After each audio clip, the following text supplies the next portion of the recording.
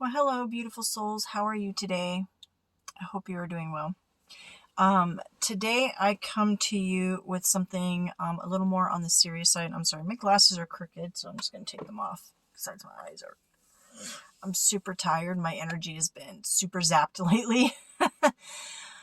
um, so I went into prayer and meditation about this because it's kind of a heavy subject, and I wasn't sure how I should approach it or what I was even supposed to do with it right away.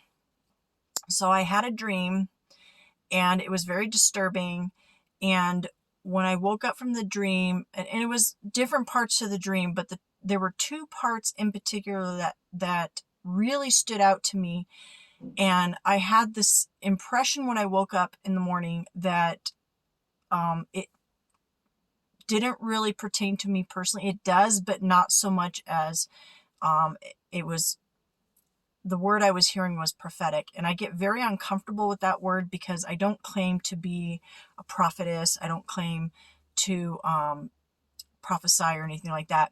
But there have been times where the divine has shown me information that later came true, especially with stuff that doesn't even have to do with me. So this is not something I claim to do all the time. It was brought to my attention probably, I'm really bad with time. Probably a couple weeks ago now. I was watching another channel of a lady that I follow that, she does claim to be a prophetess, but I find her, messages are very uplifting, and, I feel very comfortable with her energy. So I feel good listening to her, and I always take every message into discernment. It doesn't matter who it is I listen to. I may listen to someone regularly, but that doesn't necessarily mean I resonate with every single one of their messages, right? And you're not meant to, right?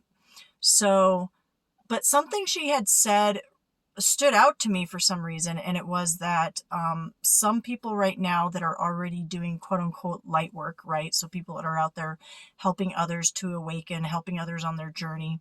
And there's different ways, different spiritual gifts out there. But she said that someone out there who is already in their spiritual gifts is getting ready to start receiving the gift of prophecy, and they're telling you to focus on your dreams.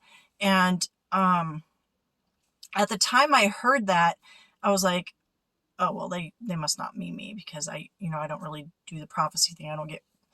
It's very rare. I do get deja vu. And like I said, I have had a couple instances, but they weren't really through the dreams. They were more through downloads. But it kind of stuck with me for some reason, that what that person said. And here's the thing.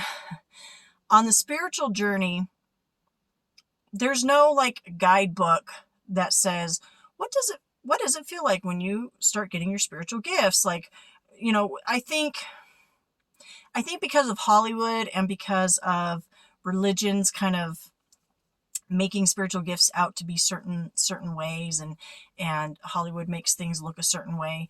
Like, we have this like warped idea that there's supposed to be something that happens that wows us and lets us know we have a spiritual gift, like almost magical. And for me, every time that a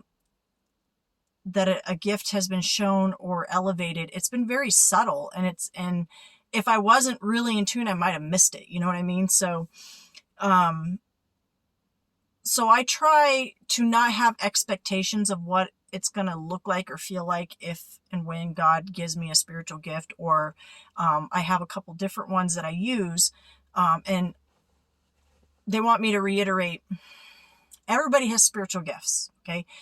I'm not better than anyone else just because I have spiritual gifts that I'm using.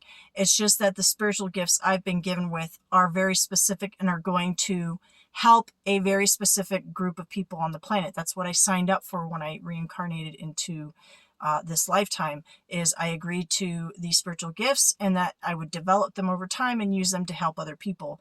And this was all in soul contracts, okay? Now, this is my personal belief system, okay? If this is not resonating for you, then this message simply isn't for you. So you don't have to go bashing me in the comments or anything like, oh, that doesn't make sense. Look, we all have different belief systems, okay? The belief system that works for me and what God has consistently shown me is what I just stated, okay? So So the gifts that I've been given to work with, he's instructed me to use to help people. Now, they also want me to reiterate that there's a lot of people that are using their spiritual gifts with ill intention or through ignorance. In other words, they don't realize that the things they're doing maybe illegally or not from a good place in their heart. Those things that they're doing they're using those spiritual gifts, but in the wrong way.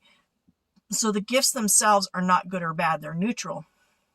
It's how you use the gifts. So there's a lot of, like, for instance, a lot of tarot readers out there that they do legitimately have gifts, but they're using it just to make money off people. They're not taking into consideration the effect it's having on those people. I don't know why they had me go into that, because that kind of has nothing to do with what I was talking about. They were like, focus, squirrel, got it. Okay, so anywho, all that long introduction to say that after prayer and meditation, and I took a couple days to make sure, I do feel it's possible this is a type of prophetic dream. The other thing God has asked me is, I have my interpretation of what the dream means, but he does not want me to publicly say what my personal interpretation is, because he doesn't, I'm not sure, but I have a feeling it has something to do with the message is going to resonate, or the dream is going to resonate for specific people, but in different ways that are important to those people on their journey. And mine is important to me on my journey, but the dream itself is like multi-layered. I don't know. I don't claim to understand how all this works. I'm just obedient. So I was very nervous about sharing this dream because it's pretty graphic. But like I said, I am feeling led. So I'm going to start, there were parts of the dream that were just normal dream-like stuff, but the two parts of what I'm going to describe happened during the same dream, but at different times, and seem to be unrelated, but we'll let you see how it resonates for you. The first part of the dream was about a decapitation.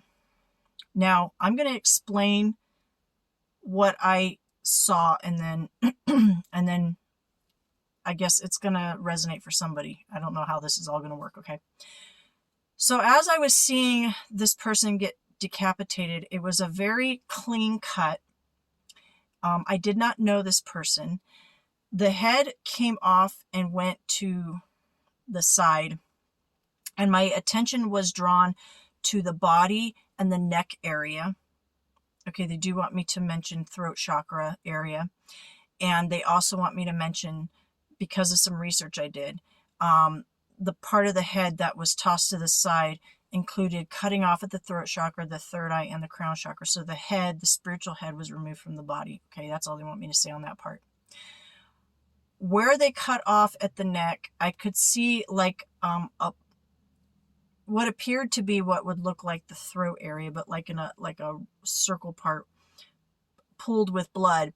But instead of blood squirting out, which you would kind of expect from watching movies and stuff where they show people's head cut off, it was something almost supernaturally was dropping liquid into that throat area.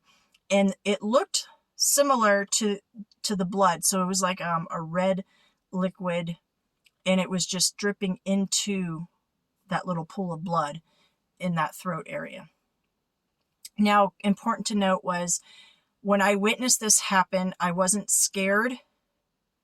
I wasn't overly disgusted. It was almost like I knew I was supposed to be witnessing this. Almost like, I don't even know how to explain it.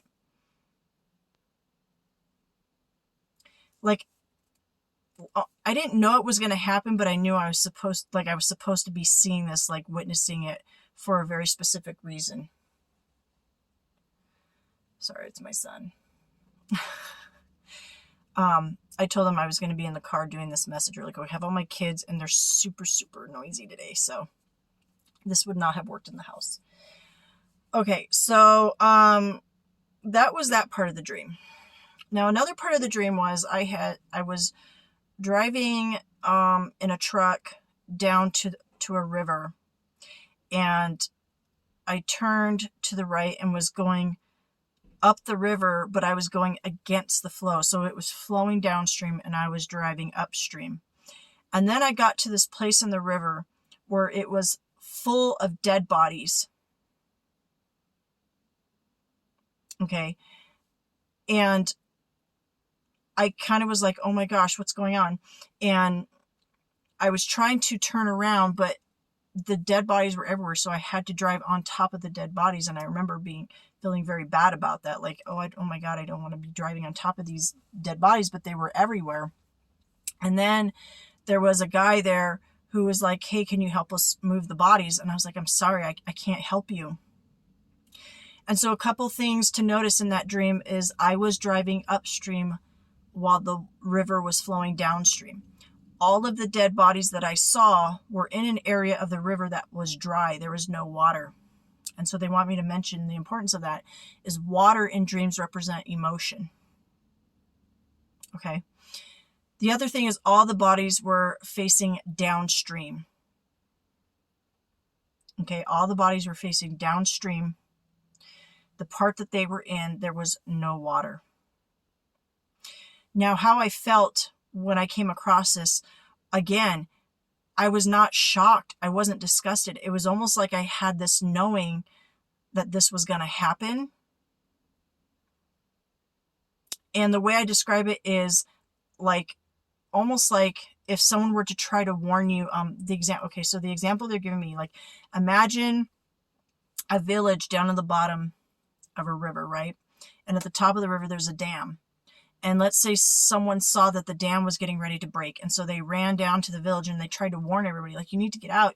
Like, the dam's breaking. And they're not listening. They're like, no, you're crazy. You're just crazy. You don't know what you're talking about. That dam's been there for hundreds of years, blah, blah, blah, blah. And nobody listens to you. And then the dam breaks and it wipes everyone out. It wipes everyone out. And so it's like, you knew it was going to happen and you felt terrible and hopeless because no one listened to you, but you're not shocked that it happened because you tried to warn them. That was kind of the feeling I had in my dream. So the water, there was no water. That represents emotion. So these bodies were in a part of the river. They were heading downstream and when I came across them, they were in a part of the river. There was no emotion. Yeah. Okay. I may or may not do a tarot card interpretation reading on this. I did one before, but it was extremely distracting because my kids were around and I don't trust the energy on it. So I'm going to pray about it because I'm not sure that God necessarily wants me to go any further with it. I feel like he just wanted me to get the dream out there to resonate with the people that it needs to resonate with. Okay. But if I do feel guided again to do another reading and to upload it, I will. But I'd love to hear your interpretations in the comments if you feel comfortable. If this is resonating for you on a very personal level, you don't have to share. Obviously, we don't want to force anyone to do anything they don't feel comfortable with. I do have my idea of what this dream meant to me on a personal level and on a global level. But like I said, I was instructed to not go too far into that. So I'm not going to. Okay. So anyways, thank you for listening. And I hope that it resonates for who it needs to. And I hope that it brings some kind of clarity or information for you that helps you on your journey. Okay. Have a great day, beautiful souls. Bye.